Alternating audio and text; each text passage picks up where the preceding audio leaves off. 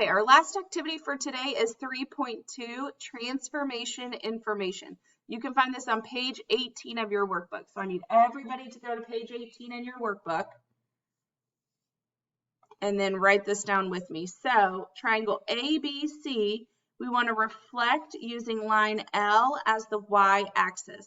So I'm going to flip over this line, meaning the distance from each point to the line of reflection is going to be the same. So C is 1 unit away from the line of reflection. So C prime also has to be 1 unit away, okay, just on the opposite side.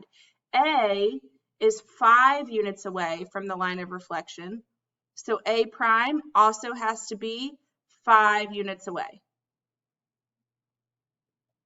And then B is 3 units away, so B prime also has to be 3 units away from the line of reflection, okay? Let me erase some of this. All right, so then I draw out my image, and I can see that it's the same size, same shape, it's just flipped over this y-axis. So number 2 says, what do we notice about the distance of each point to the y-axis before and after the reflection? The distance is the same, it's just on the opposite side of the line of reflection.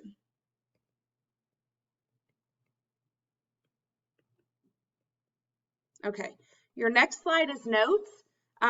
So I would get out my math notebook, or I would flip to the back of this workbook where you have some blank pages so that you can take those, okay?